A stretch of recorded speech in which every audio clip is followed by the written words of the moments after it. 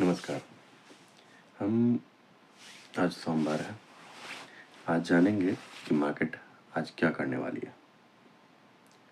Market जो Nifty है वो 26,186.45 पर 26,186.46 पर बंद हुई है पिछले दिन 152 पॉइंट ऊपर। और अगर वर्ल्ड मार्केट को देखें तो वर्ल्ड मार्केट भी सभी ऊपर बंद हुए हैं, है ना। अगर आप डॉ जोन्स को देखें या नैस्डैक को देखें तो दोनों के दोनों ऊपर बंद हुए हैं। एक निक्की को छोड़ करके निक्की नीचे, बाद बाकी डॉ जोन्स और नैस्डैक ऊपर था। तो संभावना है कि मार्केट ऊपर ही होना चाहिए। देखते हैं कि मैं एक मंथ वाइज पहले देखता हूँ, क्योंकि हफ्ता ख़त्म हो गया है तो मंथ वाइज और वीकली के हिसाब से भी देख लें कि अभी मार्केट किस तरह से आगे बढ़ रहा है।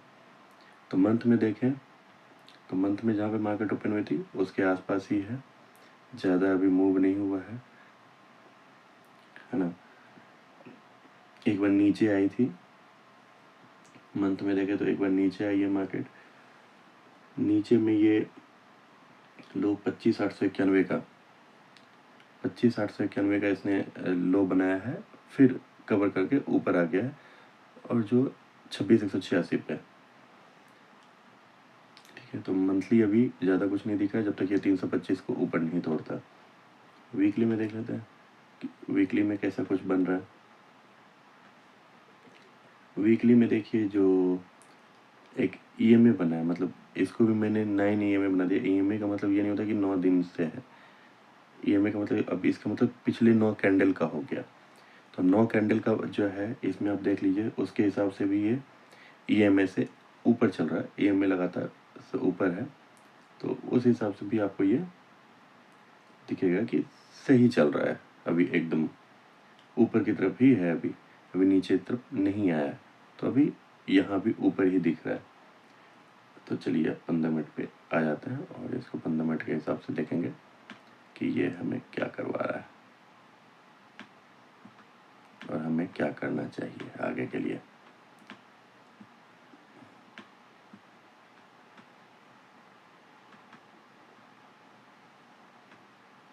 देखिए 15 मिनट में मैंने एक पिछला जो एक पीछे के दिन यानी कि फ्राइडे के दिन एक इसमें ना एक वॉर जोन बनाया हुआ था कि वॉर जोन के पास ये अटका हुआ है, एक जोन में अटका हुआ है।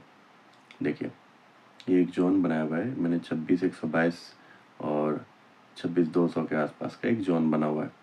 उस जोन पे ये अटका हुआ है। जब तक ये इस जोन से बाहर नहीं निकलता, और संभावना है कि आज ही ओपन होकर के निकल जाए, निकलेगी तो वही 310 वाला जो इसका 310 का जो हाई है ना, इसका जो हाई है 310 वाला, कितना का है 325 का जो हाई है वो इसे तोड़ सकता है।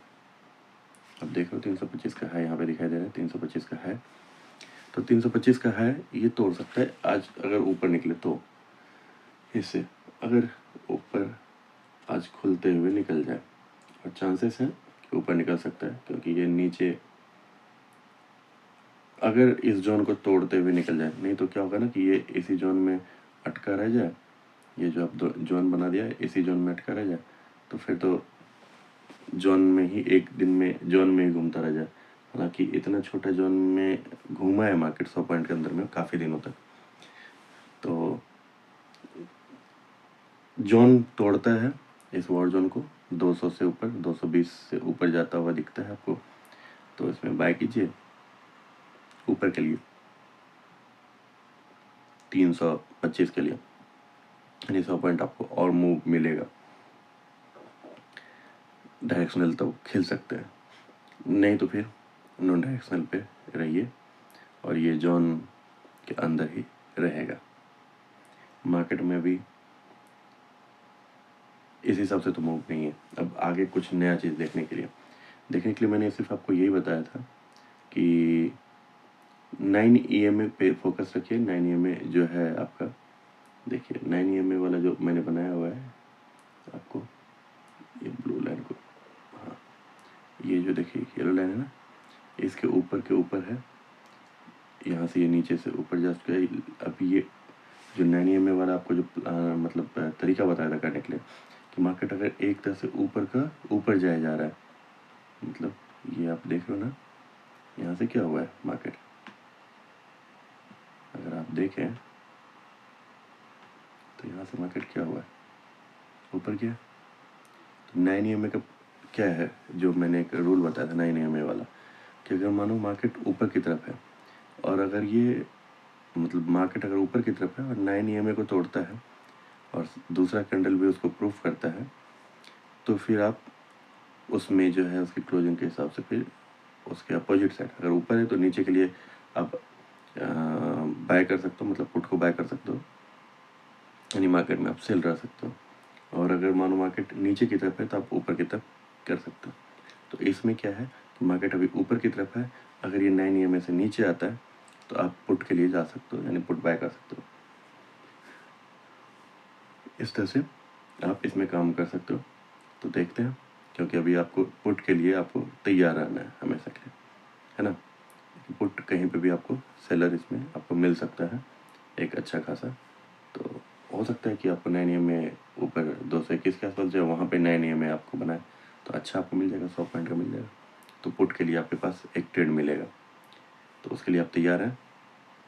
और अगर 9 EMA को नहीं तोड़ता है, अगर सीधे डायरेक्शनल रहता है तो भी आपके पास एक पॉइंट है, लेकिन उसमें आपको सचेत ये रहना है कि बहुत ज़्यादा फ्लक्चुएट करेगा, तो आपको स्टॉप लॉस स्ट्रिक्टली फॉलो करना है।